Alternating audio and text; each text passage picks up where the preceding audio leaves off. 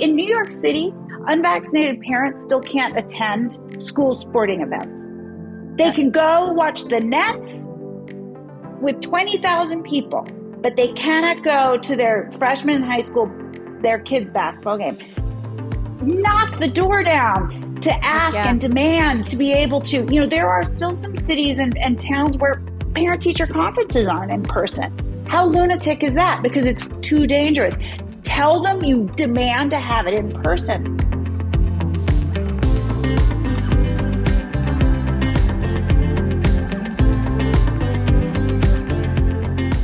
Hey, Joyful Warriors, this is Tiffany Justice with Moms for Liberty, and I'm excited to have two fellow warriors for kids on the Joyful Warrior podcast today. That is Daniel Kotzin and Jennifer Sey, husband and wife, parents to 4 kids, and champions for our children during the time of COVID. I met Daniel and Jennifer on Twitter, where I met a lot of people during COVID when we were very frustrated about what was happening with our children across the country, the closure of schools, the mental health we were seeing are declining in our kids. And I was so impressed with how bold and brave they were in speaking out.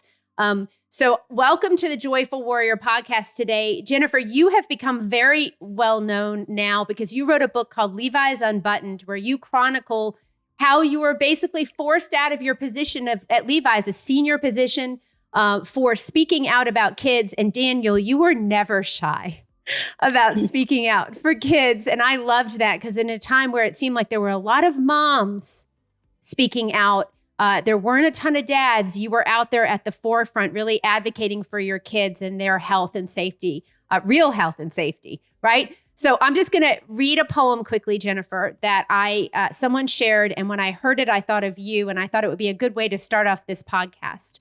It was called Unstoppable. Unstoppable, they called her, but I saw her stop. I saw her stop many, many times. Sometimes I thought she had stopped for good, but no, she always found a way to resurrect, to rise again, not the same, never the same, each time a little more determined and a little less vulnerable. Unstoppable, they said, but I think it was in the stopping that she found her power. So welcome, and I'm so excited to talk to you both today. I know, Jennifer, but you know what? Our moms are facing what you faced all over the country still. And so tell us about your journey and together and then in your position with Levi's and what that's been like for you. Sure, I can start. Daniel and I, we used to live in San Francisco, and all you need to know is it is 96% Democrat, I think. It is a liberal bastion. We would have considered ourselves very much of that community, and we loved it there. I had worked ultimately I ended up working at Levi's close to 23 years. I mean, I had spent the better part of my professional life there, most of my adult life. But right in the beginning, in March 2020, even before, Daniel and I were both very alarmed by the restrictions placed on children, not just closed schools, but closed playgrounds. Playgrounds were closed for nearly 9 months in San Francisco. There's nowhere for kids to play in the city if you don't have playgrounds open. There's no yards, nothing. Masking of children, all this stuff. And I was very outspoken from the beginning, as was Daniel, as you mentioned. And Daniel was less restrained than I was. I was restrained both because of my job, and I just have a different way of communicating. I think women in the corporate world learn that.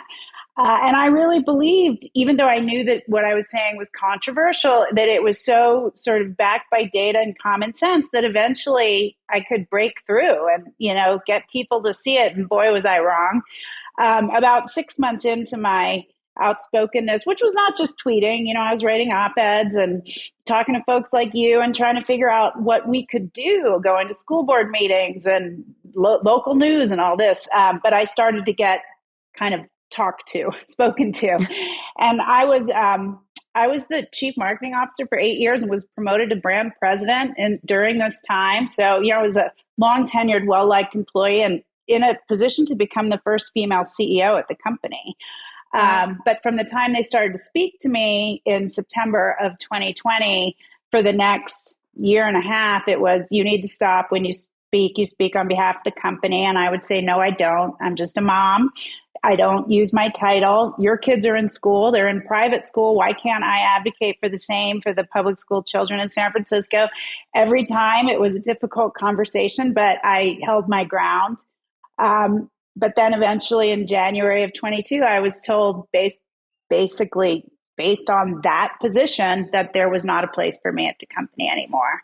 And rather than take their hush money, they offered me $1 million, which would come with the signing of a non-disclosure agreement. I decided to quit very publicly instead and talk about the censorship, essentially, that's happening in America's institutions, corporate America, which hasn't been spoken about as much. You know, we hear a lot about it on university campuses, but I mean, essentially, I was pushed out the door because I didn't uphold the Democratic Party dogma. It's insane. We all know now schools being closed was horrible for kids, but no one on the left is willing to kind of own the mistake.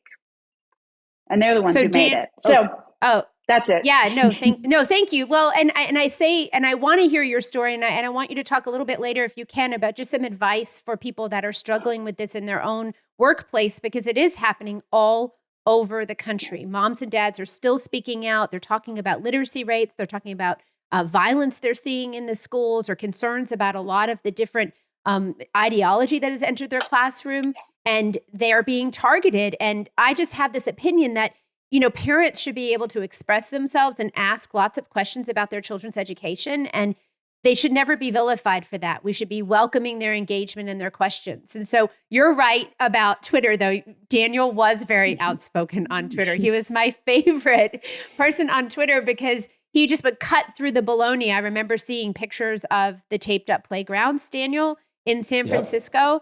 So let's go back to 2020. And, you know, when I always think of March as kind of the month where everything kind of just shut down, right? So how old were your kids? What was that like for you? Let's see. The youngest ones were 3 and 5, and then our oldest was a student at University of California, Berkeley. So they shut the university. He came home, and then our second oldest was a high schooler. So we had all the ages. The suffering of university students is not talked about quite as much as younger children, but I think they suffer just as much, and they continue to. Probably the majority of people in the United States that are required to be vaccinated are university students right now. Yeah. Many of them, it's just outrageous. No one considered their needs at all. We did have some moms advocating for the younger children. No one is talking about what happened to the university students. Our oldest basically didn't get to go to college. 3 of his 4 years at university were impacted. So I don't know how that generation is going to recover. Going back to your question in the beginning, I felt like I was losing my mind before other people did. California was the first state to have a lockdown, and San Francisco was the first city to have a lockdown. But even before that, I don't know if people remember, before there were lockdowns, their schools were shut down first. Mm-hmm. And I knew already when they shut down the schools, I sort of saw it. I saw that if they shut down the schools, they were going to have to do a full lockdown. They claimed, it's just the schools. Well, who's going to watch the kids when they're at home? And when they said it was for 2 weeks, I knew they weren't going to open them again. There were no cases yet. No one had COVID, and people forget, in the beginning, they said everyone is going to get it. Gavin Newsom came and he said 70% of the people in California are going to get COVID in the next 8 weeks, regardless of what we do. We're just staying home to flatten the curve. 2 months passed, almost no one in California got COVID, and everyone just accepted that we would stay locked down basically forever. So I really like your phrase, joyful warrior. I've been thinking about that. I'm going to try and incorporate that. I like to think of myself as an angry warrior, but that's not necessary. The important part is being a warrior and fighting for what we believe in and what we think is true. Being angry, that's what I was just thinking about, gives them a win. They're controlling my emotions and my feelings.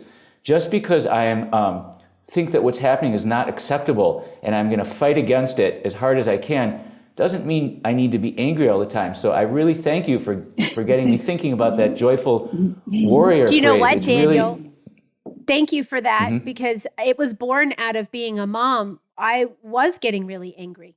I was very angry at what was happening to the kids. My own kids were 16 and younger, 4 kids. And I watched as my daughter fell into a depression that I didn't know what to do. And there was no resources to help her. And so rather than be angry all the time, because you and I know, we know your kids are watching you. I didn't want them to remember me angry, but I did want them to remember me fighting. And boy, did you fight. So you just started calling people out, didn't you? Yeah, it was, yeah. I couldn't understand what people were thinking. I did feel like everyone around me had lost their mind. And as Jen was saying, they closed the outdoor playgrounds. They literally wanted children to stay inside month after month and not leave their home. I don't know how anyone thinks that serves the public health of anyone. It was hard to comprehend. And so that's what I just tried to do what I could, which was taking pictures to photograph it. And I think we'll come back to them in future years. I have a lot of photographs.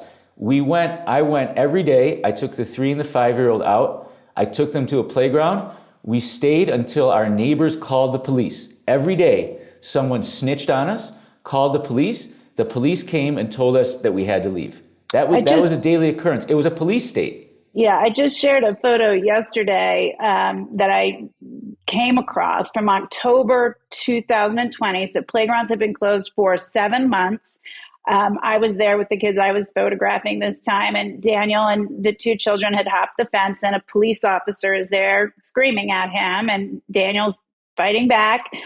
What you can't see in the photo, it's at Civic Center at the Civic Center playground in San Francisco. And for those that don't know, the Civic Center is one of the worst areas in the city in terms of, there's open air drug markets. There's drug users just sitting on the street, passed out. I mean, it's like right in front of City Hall. It's insane. So these people are surrounding us, selling and using drugs. We're in a playground, just my husband, me, and 2 children, and the cops come to us to force us to leave. And I don't know in that instance, because I don't recall if somebody called them or not, but there was a special number set up for you to snitch on people violating COVID rules. They had a special number you could text or call to snitch on people. Another time that the police were called on us, it was right after, it was in the summer of 2020, and you were finally allowed outside, but you weren't allowed to mix with other groups. So you could go to the park and sit and have a picnic, but not mix households. Well, because of I have 4 children, wide range of age. The older 2 are mixed race and the younger 2 are not. We don't look necessarily like one household. Somebody called the police on us that we were mixing households in the park having a picnic. It's so regressive, so ridiculous. Honestly, all of the things that were done. And so you guys stayed in San Francisco. How long did you stay with your kids in San Francisco? A full year. We stayed just under a year. So we left in spring of 21. It was challenging because the older 2, so we're trying to kind of balance the family's needs. But, by the spring of 21, it became very clear that the public schools were not going to open in San Francisco. Our 3rd oldest was in kindergarten and had not yet seen the inside of a classroom. And they were even talking about the fact that they might not be ready to open in the fall of 21. Yeah. And so Daniel and I just were like, we gotta get out of here. We don't know where we're going, but we're going to go someplace the schools are open. We got Tiffany. Sorry to interrupt, Jen. We left without checked luggage. We took carry-ons and we stayed at an Airbnb. We did not want Oscar to miss his entire year of kindergarten. We moved on February 28th. If we had not moved to Denver then, he would have literally missed kindergarten. He would have never gotten to go. It's astonishing to me that they could just cancel that whole year. The part that's so gross that I look back on, well, there's so much that's so grotesque, but this idea, Daniel would say things like this, or the fact that when this same child, Oscar, graduated from preschool, that he had gone to since he was 2 years old, we couldn't have an outdoor graduation for 20 kids with a parent because it was too dangerous. Meanwhile, this is at the same time as there's, thousands and thousands of people protesting in the streets for There's the Black BLM Lives Matter. protest. It's literally at the same time, but we couldn't have an outdoor.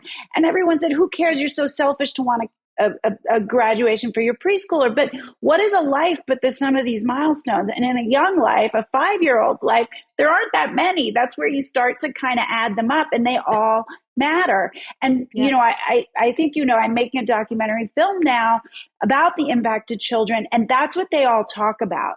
They all talk about it with such great sadness that they missed they missed prom, then homecoming, then graduation. And the fact that they had no idea when they would be allowed to do these things. They felt utterly hopeless because it just kept, they kept kicking the can down the road. The requirement, the guideline, whatever it was, kept changing. So you're a child that's a senior in high school. You miss every milestone. Now you're told to go to college. You can't even socialize. You have to sit in your room and eat. They saw no end in sight. And we know when you're a kid, you can't see your way past that. There's just, you're left with no hope. And too many children were left with no hope. I mean, they just were utterly despairing, which is why we saw and are seeing the mental health impacts that we're seeing, which you spoke about with your daughter. And I've certainly observed through our subjects in the film. I mean, you can't ask a child to live that way. And then on top of that, call them a horrible, selfish person if they're sad about it. Right. No, 100%. So I have, with the 4 kids, my youngest didn't really get me. I wasn't able to volunteer into the school.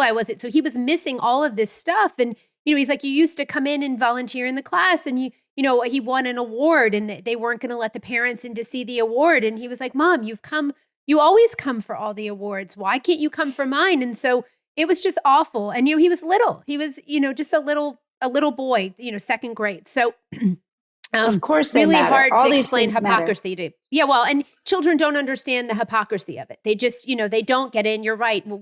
I think adults forgot that going from 12 to 13 was different than going from 32 to 33. That a year of a child's life means more and is more impactful because they're a child than in an adult. So Daniel, we had such a lack of dads speaking out. I'm not going to lie. Like in the beginning, it was so many moms. Moms were like, this is immediately. I mean, first of all, I think there's something to be said for a group of people across this country who immediately, when schools were closed and this happened, said, oh, this isn't good. I remember standing in the school district office when they told us that schools were going to be closed. It was March 13th, 2020. And I just remember having this sinking feeling in my stomach. Like, this is very, very bad. And then Tina, who I co-founded Moms for Liberty with, will say she had that same just very visceral reaction. I mean, just pit of your stomach. This is very, very bad. And so you're saying that you guys don't you see that a little bit? It seems like there were some people who just the light bulb went off very quickly. Why do you attribute that to, Daniel? I don't know. That's a good question. In truth, there were very few such people. If you think back to the time period you're talking about, in late March, there was almost no opposition to lockdowns at all, at least publicly. I don't know what people were thinking about privately. This is a story I like to tell. I'd been trying to agitate in March and April, and I kept thinking, where are the other people? Can we be alone? There must be other people that don't like lockdowns. And then somehow I saw a posting for an anti-lockdown rally, which they had in Sacramento and in San Francisco on May 1st, 2020. It was the first anti-lockdown rally that I know of. And Jen didn't go because she didn't want to get in trouble at work. I went with my 2 kids and my dog. We were excited. It was like an activity for the day since there was nothing to do. I was carrying a banner saying schools are essential. That's what I was marching for. I was led to believe that everyone else that would be there would be a hard right-wing Trump supporter. Supposedly only Trumpers were against it. I showed up at the rally. There were no Trump supporters there. There were no Democrats there. The only other people there were confirmed anti-vaxxers, who at the time I did not particularly want to be associated with. I feel very differently about them now because they were right about everything. But that was it. It was me and 50 anti-vaxxers. That was the anti-lockdown rally. No one else came. No one else was willing to publicly oppose the lockdowns. And this is a little bit off the topic, but I started paying attention then to what the anti-vaxxers had to say. Yeah. Their banner was health freedom now. And I was confused. I said, guys, we're here to protest lockdowns. Why? You're talking about vaccines and health freedom. This is a lockdown. And they said, you don't understand. The lockdown is just a setup. They're going to give us a vaccine. They're going to say that the vaccine is the only way to save us. The vaccine is going to be unsafe and ineffective. And they were totally correct. They basically laid out for me, Tiffany, what's going to happen. And their next phase, they said, was vaccine passports and digital IDs and a social credit score. And they said, that's it. It's health freedom. That's what we're here for. And they were right. No doubt. I think it's really interesting. Well, it has been interesting to learn. A lot of the moms that joined us early on were moms whose children had had an adverse reaction to a vaccine early in their lives. Exactly. So that they had kind of gained an awareness that, I didn't have as a mom who, I went through the normal vaccine schedule. I didn't think a lot about it. I trusted my pediatrician. And so, but these moms were saying, no, there's something here. You need to be worried. I feel the same way about the homeschool moms with a lot of the ideology in the schools. Yes. Where it's like the canary in the coal mine. They knew, they were telling you something was up and that we needed to pay attention. So then, Daniel, dads, men speaking out on behalf of children. I'm married. My husband's a great guy. But it seems like in our country, it's kind of been left to the moms to a degree. I think it's changing, but to speak on behalf of kids. But you didn't let any of that stop you. You were like right out there, and I remember you showing pictures of the kids once you moved to Denver and their life got to be a little more normal. You guys were celebrating that. I remember, Daniel, you saying like, this is the way that life should be, but everything wasn't perfect in Denver either, was it? I mean, there ended up being some issues too. Denver was a disappointment. It just shows how crazy everything is. So besides Oscar, we also had our 3-year-old daughter, and in San Francisco, she was required to wear a mask at preschool. They were big on masking. They were early adopters. We got her in a preschool in Denver. They'd never worn a mask. We're a year into the pandemic. All of a sudden, Denver Public Health says they have to wear masks in the preschools. 1 year into the pandemic, they decided. And we faced a difficult choice that a lot of families faced then. I mean, we sent Oscar to school in a mask to kindergarten, and we sent our 3-year-old daughter to preschool in a mask. For our children and our family, that was the best choice. But I have nothing but respect. I have people I know that said, my child is never going to wear a mask. If they have to wear it in school, they're not going to school. And everyone did what they had to do to help themselves and their family and their kids get through. I think Jen and I are opposed to child masking as much as anyone else out there, and we have been from the beginning. But nonetheless, we sent our kids to school in mask because that was the best option we felt for them at the time. Yeah, and you have to understand, as disappointing as that was, and of course, when we first got her into the preschool and there was no masking, we were really happy. And not only was there no masking, but there was no distancing. I mean, the teachers were so affectionate. These are 3-year-olds. They're hugging the kids. And then suddenly in the summer of 21, it kind of shifted. But you have to understand the relativity of where we came from, right? So to us, we were willing to accept this, which looking back now, of course, was unacceptable, but it was so much better than what we were accustomed to in San Francisco, which is incredibly unfortunate and a demonstration or an illustration of what we're willing to accept. It's like this drip over time and this loss of community and individual freedoms. And if it happens slowly, it then happens all at once, And but it was just like amazing compared to San Francisco. So, we were grateful for that. In answer to your, Daniel and I talk about this a lot. Like, what is it that sets those apart who saw it from the beginning? And I think about this constantly. And I had done it once before in my life, been first to speak up when it came to, my outspokenness about, it was a much smaller, narrower community, but it was within gymnastics. I was the first real athlete that spoke out about the abusive culture in the sport, emotional, physical, and sexual abuse.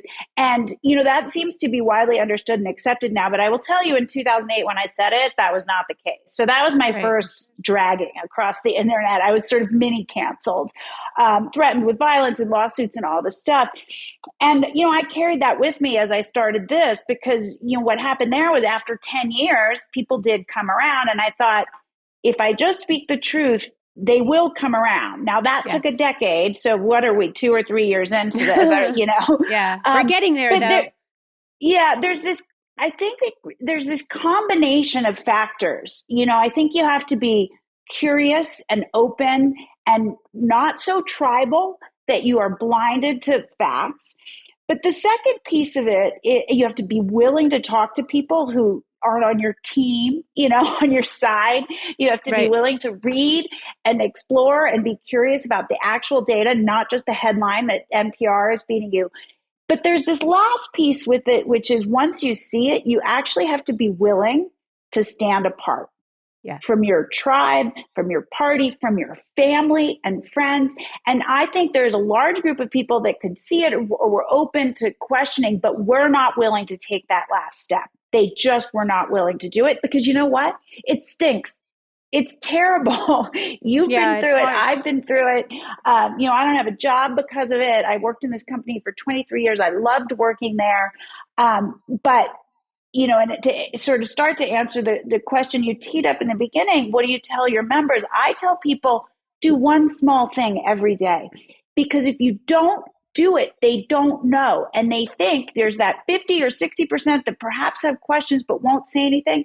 They think that's how they manufacture this consensus by keeping everybody else silent. And so you just have to ask the questions every single day and in your own way. In New York City, unvaccinated parents still can't attend school sporting events. They can go watch the Nets with 20,000 people, but they cannot go to their freshman in high school, their kids' basketball game. Knock the door down to ask and demand to be able to, there are still some cities and towns where parent-teacher conferences aren't in person. How lunatic is that? Because it's too dangerous. Tell them you demand to have it in person. Like, if we don't say anything, they think we all agree. And as Daniel says all the time, it's the consent of the governed. If you have to not consent, you have to, and you have to put on your kind of big boy pants and get ready for the vilification. But I think we're the majority. I really do. I'm going to add one point. I think the first step is to resist in your head. And I think even that step is a lot of people it's too difficult for them. They would rather be in the majority than be right. So they modify their own thoughts to meet whatever propaganda they're being fed. So what I would tell the listeners is, you control your own mind. It's the one thing you always control. You control your thoughts, you control your beliefs, and start by thinking through what you believe yourself, and then try and live with integrity. Because if you sort out your own thoughts and you try and live with integrity, the next steps will appear and you'll know what to do. And you'll know what you're capable of doing. As Jen says, not everyone, I don't mind if I'm in a room and everyone in it hates me. Most people don't. That's a very unpleasant experience for them. They don't want it. They don't like it. I understand. It doesn't bother me, but yeah. At this point, I take pride in it. I mean, I look around, I'm like, I keep thinking of Franklin Delano Roosevelt's famous line, I welcome their hatred. Yeah. I mean, it's honestly. But you do have to screw up your courage a little bit. Not everybody feels that way. And, every time, it was every 2 weeks for 2 years, one of my peers or my boss would call me and say, you can't say these things. You have to take this tweet down. You can't say that it's unethical for doctors to say they aren't going to treat the unvaccinated. Really? I can't say that? It's completely unethical. And every time I had to stand my ground. Every single time I had, because I could have easily said, okay, I'll stop. I could have given in, but I couldn't. I couldn't. And in my own quiet way, I didn't yell. I didn't scream. I was not angry. I just basically said, no, thank you. Yeah. I'm not going to do that. I have to ask you a question about that. I do want to ask a question because I've watched some of the different interviews that you've done. And now you've talked about your time at Levi's and how you guys kind of had, is it progress through profits? Was there some idea of the fact that, what was that? The phrase is profits through principles. And I believe the first one to use it was Robert Haas, who is a descendant of Levi Strauss and was a longtime CEO, last family member that was a CEO. And he actually really lived it. I mean, I have a ton of respect for him, but he's the last one that did. Yeah, because it's interesting because as we've seen corporate America kind of, glom onto these different issues, right?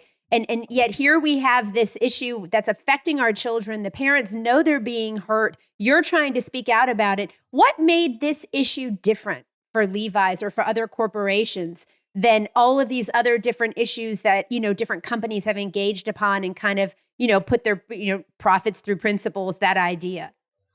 Yeah. And I mean, the profits through principles thing was started as a way to sort of do business ethically, an ethical supply chain. Like, yeah, right. I'm on board with that. That makes a ton of sense to me, right? You know what the difference is? That closed school policies were the policy of the left. Yeah. That's the difference. That was the woke stance. That was the left stance. It was blue states and cities that 1 year into COVID were still closed and extremely disrupted. It became the policy of the left. Why is hard to say. Was it because Trump said the schools need to open in the summer of 2020? That's a part of it. That's not the whole thing. Was it the teachers' unions? That was certainly a part of it. But it became the stance of the left. And that's the difference, because the stances that these companies take around, whatever their values, whether it's women's equality or LGBTQ equality. And I'm not saying those things don't matter. I'm all for women's equality. Arguably, some of the gender ideology and trans ideology flies in the face of gender equality, but that's a discussion for another day. Yes. They are all the purview of the left. Those are the stances that these companies are taking. So how do we I would just clarify to call it's the instead of calling it the left, I would call it the Democratic Party. They're taking they're not faithful to any principles of left-wing politics. They're faithful to the orders of the Democratic Party. Well, and this was clear from the beginning. Yeah, I mean, that's the thing that is so bizarre about this, right? And I wasn't saying to the company, you should take a stand on schools, like stay out of it, but let me, do it. Like, let me talk about it as a public school mom. Why shouldn't I be able to? And concurrently in the summer of 2020, amidst all the Black Lives Matter protests, Levi's was making and taking all kinds of stances around, pledging to fight inequality and standing for equality and all of these things. And no one here on this call disagrees that equality is important. The question is, how do we achieve it? And it's not the same as equity in terms of but they don't care about equality. They don't care. That's my point, Daniel, is that it's all a show. It's what I call woke capitalism. It's a show. They are trying to co-opt the activism of Gen Zs and millennials, younger consumers who buy more and spend more, for the most part, in most categories, to make them like them, right? Yeah. They're trying to say, we share your values and you should buy our stuff because we share your values. That's what they're trying to do. And that was the cohort, at least in, majority blue areas, that were very pro-lockdown and very pro-closure. So, Daniel's right. It's, it's completely hypocritical. Why on earth? And that's what was driving me crazy. There is nothing that is more structurally inequitable than closing public schools. 100%. 100%. They don't care about it became clear to me. I announced in April 2020, after a lifetime as a Democrat, that I would never vote for the Democratic Party again. It was already clear then. They were all in. The lockdowns were ordered by the Democratic governors. The shutdowns, it was the Democratic policy to lock down as hard as possible. And as soon as the masks came, mask as hard as possible. And as soon as the vaccines came, to mandate vaccines as hard as possible. That has nothing to do with any political or medical principle. That is pure party politics. The Democrats are doing it to assert power, and the people that support it are supporting the Democratic Party. Everything else is just baloney. Yeah, and the thing that's just so bizarre, well, it's not. It's just another illustration of the hypocrisy, is it's pro-corporatists, right? It's pro-big pharma, like all the things that they sort of claim to say. It's pro-discrimination, right? We're discriminating against people who are not vaccinated. It's pro-big pharma. It's not all inclusive. The stuff that it's certainly not inclusive. I mean, just today, or Governor Hochul in New York said she's not rehiring unvaccinated healthcare workers. They have a severe healthcare worker shortage.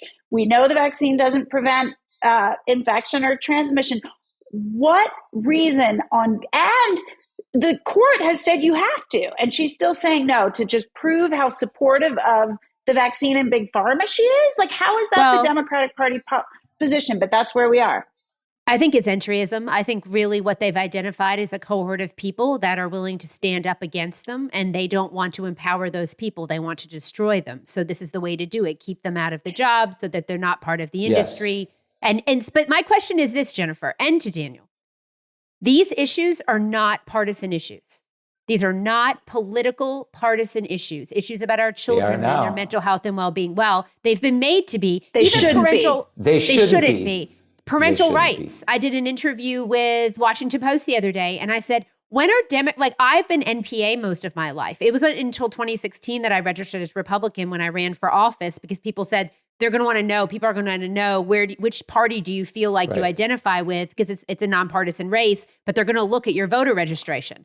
And I said, well, if I have to pick one or the other, I'm going to pick the Republican Party, but I've never been a raw party person. I've been very issue focused. And so, but people try to say about Moms for Liberty that we're some right-wing organization. We have a lot of moms that are that were Democrats who've come to the same place as you, Daniel, where they're like, I've been a Democrat my whole life. I voted for Obama. I supported Democrats, my Democrat governor, Whitmer, whoever it was. I voted for them. And look what they did to us. They destroyed our lives. So how do we in this country push past these issues? So we're talking about parental rights at Moms for Liberty. Where are the Democrat lawmakers that want to support and defend parental rights? Because Democrat parents have parental rights. And I promise there's some line.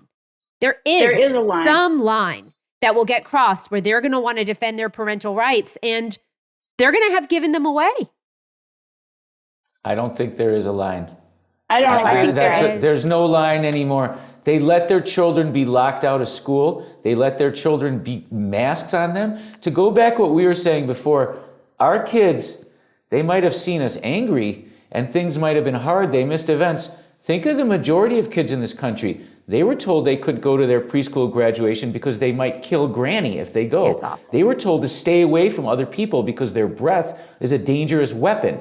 Fear of themselves and of others was instilled into these children. I don't think they recover from that. I'm very concerned. How are these children that have been fed these lies about COVID, how are they supposed to move on from that? I don't agree that there's not a line. I think people, I don't know what it is, Tiffany, but I'm sure there is one. And I know there are a lot of, former liberal, disaffected liberal moms that are part of your organization. People are sheep for the most part, as Daniel says, oftentimes, and they will follow where the people go. And so if enough moms like me and dads like Daniel continue, they're going to have a different issue. Maybe it wasn't masking for them. Maybe it's some other thing in the schools that's happening. Maybe they just want to be allowed in the kids' school to do whatever. The dam will break at some point.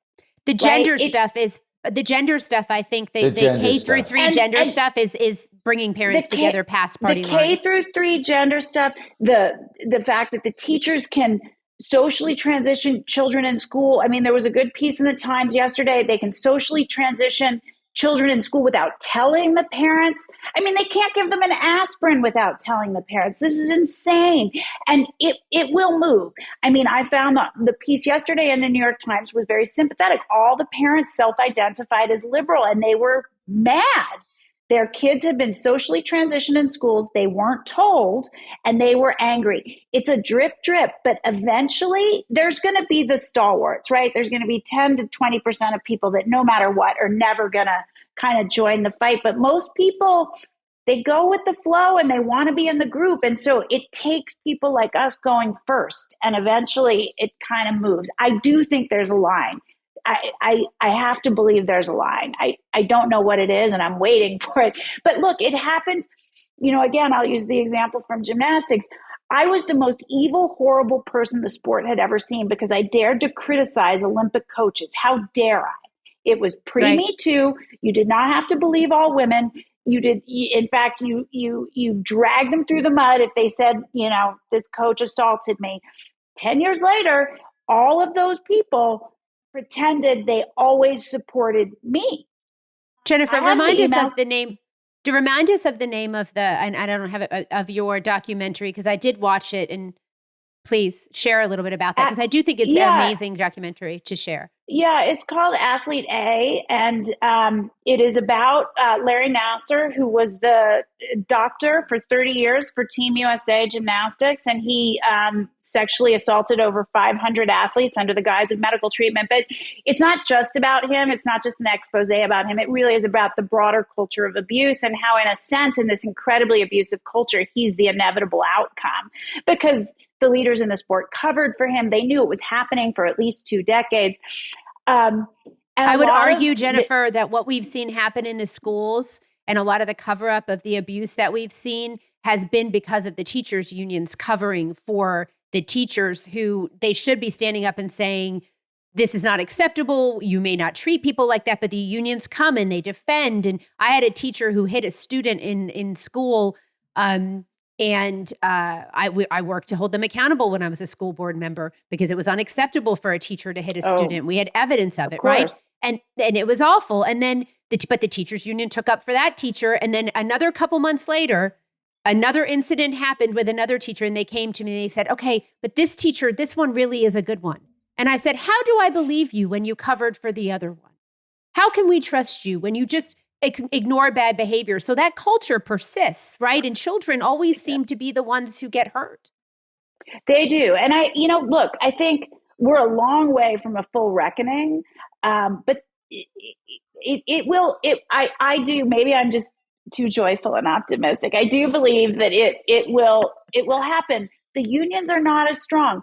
People like me are radicalized for school choice, whereas I didn't really think about it very much in the past. I'd always sent my kids to public school. I was pro-public education, but I didn't really think much about it. I sort of believed the left-wing line about why school choice was bad and it took money from the public schools, but I didn't think about it that much. The unions are weakened here. School choice is on the rise. This is parents voting with their feet, and they're saying what they want. They're saying they want to be involved. Now, is it going to happen all of a sudden overnight? No, it's going to happen slowly and then all at once, because parents are not going to hand their children over to the state. They're not going to do it. No, you're absolutely right. I'm optimistic.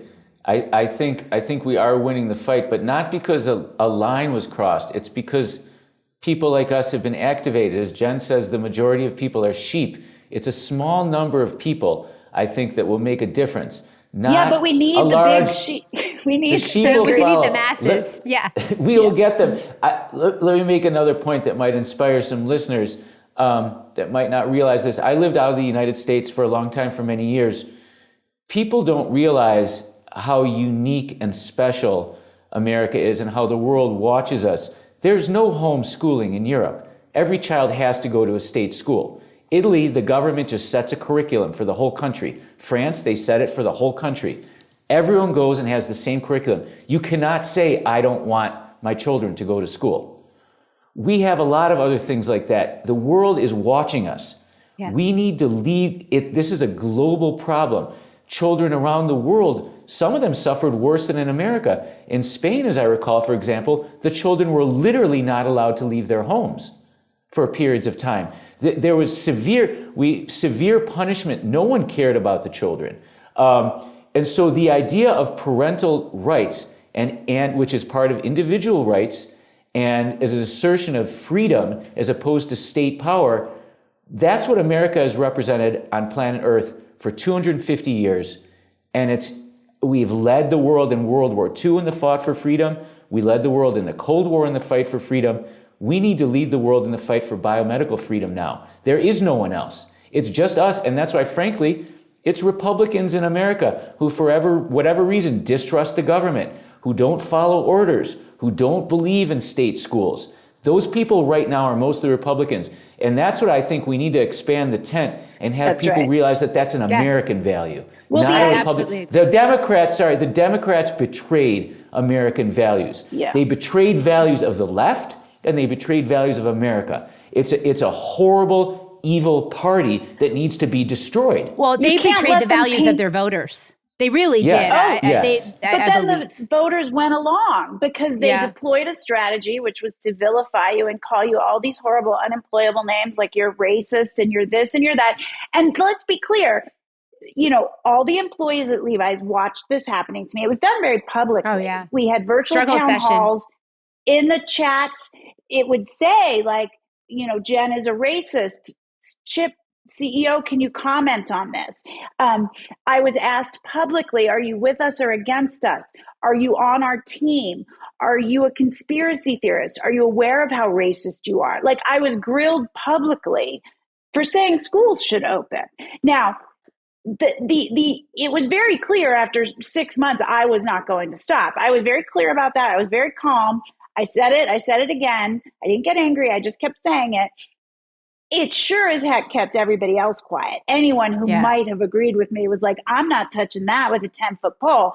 But you have to. And, the story I always tell, which I think is, Daniel probably thinks is boring because I tell it all the time, but the day after I quit very publicly, in February, the very next day, 3 school board members were recalled in the city of San Francisco for failing to open schools. By a margin, it was like 70 to 75% of the people that showed up to vote recalled. That's crushing. That's a crushing margin. All those people agreed with me. They said it at the ballot box, but they wouldn't say it in real life. And so that's why I say to people, just every day, do one small thing. And Daniel's right. You got to get it right in your head first, right? Every time I got a call, I would have to take a breath and prepare myself to stand my ground and to do it in my way, not to yell, to be calm. But you got to find a way to do it, because if those 75% of parents that showed up to vote had come to our rallies and had showed up at school board meetings and had said, this is not okay, we would have had a different conversation, and you can damn well believe the schools would have opened before 18 months in.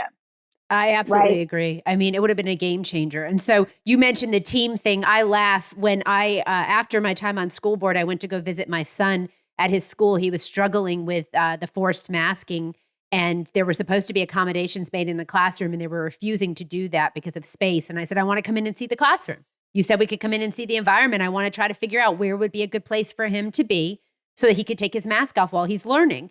He has attention deficit disorder, and it was really damaging to him. He said he used to tell me all the time, I feel like I can't hear, I can't see, I can't breathe. And I was vilified. I was followed by a police officer that whole day. Like I hadn't just served in elected office for 4 years with a complete background check and visited classrooms all over the entire community for 4 years.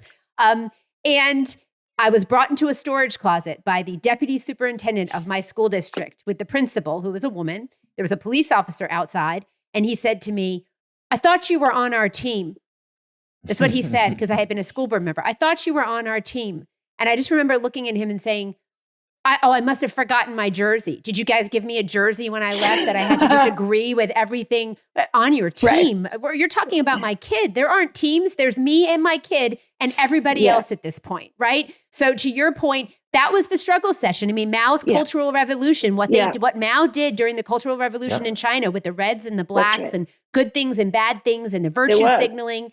And now Moms for Liberty, we get concerned because we do feel that there is a real wedge being driven between the parent and the child in the public schools. Yeah. And we're seeing that happen. And it's just a continuation. And God forbid you speak up as a parent, because as you experienced, they'll push you through the struggle session. They drag you. They will. Yeah. And I think, what are the other things that you have to do? Because you're right. Parental rights, you and Daniel are both, that is nonpartisan. We all care about our kids, and we, have embraced parenting, and we want to help our kids become the best human they can be, which sometimes means staying out of the way. And it sometimes means leaning in and getting very involved.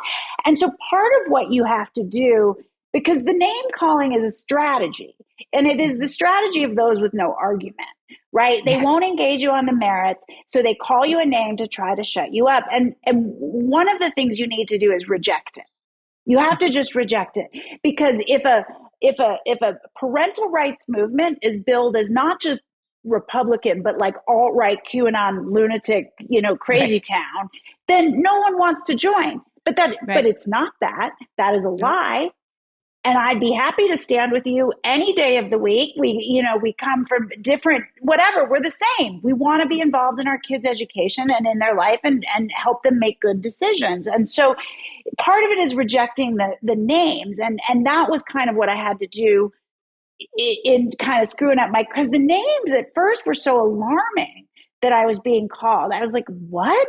And it doesn't matter. The arc of your life doesn't matter. The things you've done in your life, they'll call you anything. Yep. But Daniel would say to me, why are you upset about this? They're morons.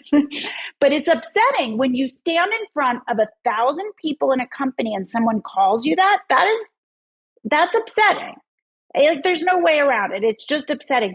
But at a certain point, you do just reject it. And I got to the point where I could almost laugh about it because I was it's ridiculous. It's just so. It's ridiculous. It's ridiculous. They call Jewish people anti-Semitic. They call us. They have me, and they have you said 2 children who are mixed race. They are calling you a racist, or you dare to speak out and say, please don't teach my kindergartner about gender ideology, and all of a sudden you're a transphobe or you don't accept gay people, and that's ridiculous. That is not the conversation that we're having. But the media and the far left, I think, have really worked to villainize people so that they can try to marginalize your impact because they know we're gaining ground. So the last thing I want to talk to you guys about is the future.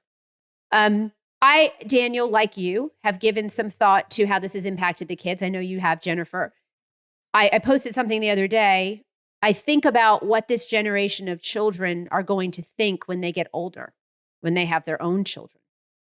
How will they feel about our generation, the people that did lock them down, that did force to mask them, that did suggest that perhaps they were born in the wrong body or went along with medicalization of children. And so, that's concerning because I think that they probably have some pretty bad ideas about adults that need to be handled in some degree, or we need to help them through. I also think a lot about history and how history will record, how this will be recorded in our lives and in our future, and how our children's children will think about this time and be taught about this time. So I know, Jennifer, you're making the documentary. I'm sure that's an important part of really making sure that real history is taught, but just some thoughts about the future, where we go from here. You want to go first? Yeah, I mean, I was talking about the film a little bit. I want a record of what happened to children. I want a record of what they have experienced, the ongoing harms they continue to experience, and why it happened. Because they're trying to memory hole it already. The most we get, as you know, Tiffany, is, okay, maybe closing schools for that long, wasn't the best thing, but no one, it was the best we could do in an uncertain time, and no one needs to be held accountable, and no one made the decision. It was COVID. No, terrible leaders made terrible decisions that disregarded the health and well-being of children entirely. Yes. And so crimes against children. I want that documented. They cannot get away with this. They cannot get away with this. And I would and I believe in the power of film. Athlete A started a revolution in the sport of gymnastics and the Olympic movement more broadly, with athletes demanding change. I believe that film and art has the power to inspire and move hearts and minds. It's not the people who are always on our side that I want watching this. I want the people who stayed quiet, who maybe questioned it but didn't say anything, or the people who were for it but then realized it was harming their child. Like, I want to start to bring some of the 50-60% silent questioners over, because this can never happen again. And in order for it not to happen again, the people who made these decisions cannot be excused, and they need to be held accountable, because they will do it again. So, I'm not stopping, and I know Daniel isn't either, until there's accountability. Yeah. First, before I say anything else, I'd like to encourage everyone to go buy Jen's new book, Levi's Unbuttoned. It deals with a lot of these issues, and it's a great read. As to the future, you're a good husband. He's a good editor too. Yeah. Oh, good. Yeah. I think how we look back on this in the future is going to depend on what happens in the next few years. Yeah. As I said before, I think this is a once-in-a-generation struggle where we're going to decide how human beings relate to our governments for the next 50 or so years. Technology has changed, and what happens in the next few years is going to determine it. Frankly, I'm a little disappointed with some of the younger generation. I feel sorry for the university students, but also what's wrong with them? If I'd been in college and they told me to do any of this, I would have said, F off. Who are you? Right. I hope I die before I get old. Don't trust anyone over 30. What happened to all that stuff? It's built in 19-year-olds to reject authority figures. I'm very, very concerned. The university students were unbelievably passive. They followed all the instructions. There were no protests from university students, nothing. And so I am very, very concerned. Then they had these few years, they're going in the workforce now. They're going to be super woke, tyrannical leaders. A lot of them, if you ask them, would you rather have freedom or safety? They'll say safety. Would you rather be right or be in the majority? I'd rather be in the majority. They won't say that. They still do. think they're... They say it, a lot of them. They a lot still of think people. they're the resistance, which I'm like, what are you resisting? You go along with Fascism, everything. Jen. They're resisting fascism. They're resisting Trumpers. Well, they think they've that had they're it, resistance Daniel. To that point, they've been in our public schools for the past 10 Exactly. years. I mean, so we have to be Exactly. honest about some of this ideology that has come into our public school system that has created a generation of sheep who think that they're against something that doesn't exist and really don't know what they're for. Right. And so to your point about America and these being these are foundational principles. We say at Moms for Liberty, every generation faces a fight for liberty. Welcome to ours. Right. Agreed. Absolutely. This is our fight. And so, but to your point, you're right. I mean, a lot of the young people, I have a friend, Billboard Chris, who brings up a lot of, information about gender ideology. He stands on the street, he goes to colleges, and he'll tell me it's really women between the ages of 18 to 22 who are the most aggressive against him. And he's always like, what are you standing up for? Like, but they really don't know. And so we've got to do a better job of that. We need to all try. Yeah, they think it makes me crazy. These people of the left, my sort of former cohort, they're with their hashtag resist and we are the resistance. Like they've never resisted anything in their lives. They literally don't even know anyone that disagrees with them. And if you do even a little bit like me, they just oust you. And, so who are you resisting when every single person you've ever met that you hang out with agrees with you 1,000%? The press echoes your sentiments. But I will tell you this, I don't know how common sense and like the truth will break through. There's cracks though, right? There's cracks in the edifice. And at a certain point it will, I would tell you, I have been writing a lot about woke capitalism. I'll tell you what's going to make it break through there. And if it changes in America's, companies, if they're not making money, they're not going to do this anymore.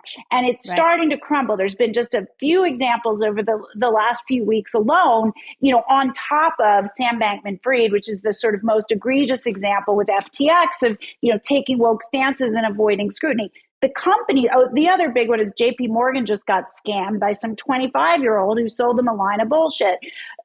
They're not going to do it anymore if they don't make money. And if it changes there, that's a huge change. That is a huge change because all of these messages are getting reinforced in advertising. Like think about the exposures we get to all of these messages through advertising. That's a chip. That's a chink in the armor. That's a crack if they stop doing it. M&Ms, did you see they just pulled back on their non-binary M&M? Did you see that? Which was so silly anyway. It's a candy. Let's just have it be candy. And that's the way. I don't disagree with you. James Lindsay says all the time, how do you stop this? You just don't do it. You just don't go along with it. Yes. That's how you stop it. Right? That's right. So you guys have two young... go ahead. Yeah. I was just going to say, it doesn't have to be aggressive action. The personal is political. To circle back to your question about dads, I like identifying myself as a stay-at-home dad because I'm not gay. I'm heterosexual. I'm very nurturing. I like spending time with children.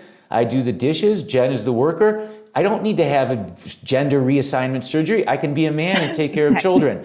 And I think we need people to stand up and say things like that. Men can do all sorts of things, and women can do all sorts of things too. There's two genders, and everyone can do whatever they want. And just call out It's the insanity. People just look at it and say, okay, everyone needs to just, in their little bit, in their mind and in their lives, live with integrity. Afraid. I mean, even me, probably more than Daniel, like, and I have a certain sort of like, okay, if I'm going to be efficient and effective, I have to stick to certain things that I talk about.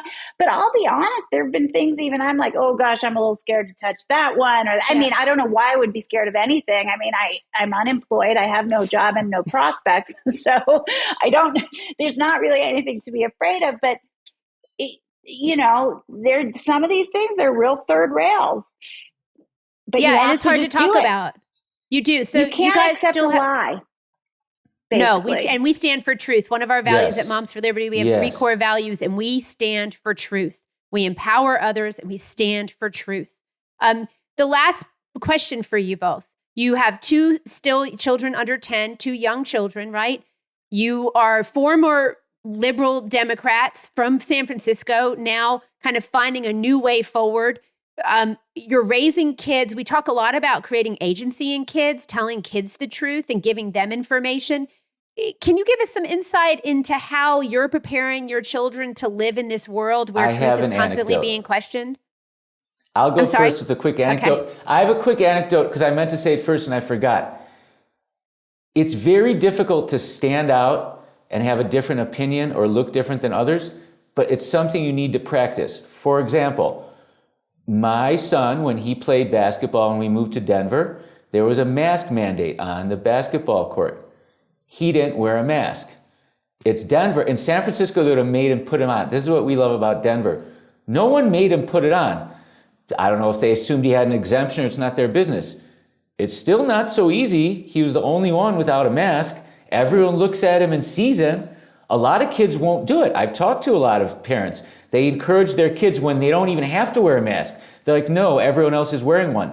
We taught our kids to wear them off even when they have to. I said, you should never wear a mask unless an adult puts it on you and says you must wear it now. Wait till an adult. Kids told him to put it on and I told him to say, no, masks don't work. I'm not wearing them. That's the sort of thing we have to do. That's how they learn agency. Then he knows when he goes out there, he doesn't have to do what everyone else is doing. I think that penetrates deep inside them. And so many parents told their kids the opposite. Wear a mask so other people feel comfortable. That's what they trained their kids to do. What a terrible lesson. No, I think you're absolutely right. So you tell your kids, don't be afraid to stand up, stand your ground. Correct. And when I think you do that from an early age, I do think it becomes a part of who they are, right? And they're watching you. You're modeling doing that for them in a peaceful and calm way, which I think is really important. Any advice from you, Jennifer, for parents that I was going to say with our youngest, our daughter, we don't actually have to get her to train or practice at this. She just does it automatically, which can be very annoying. She has my personality. She has Daniel's personality. And I have to sort of like get real zen sometimes and go like, okay, this is really good. She will cut off her nose to spite her face to not have to listen to an authority figure tell her what to do, including both me and Daniel.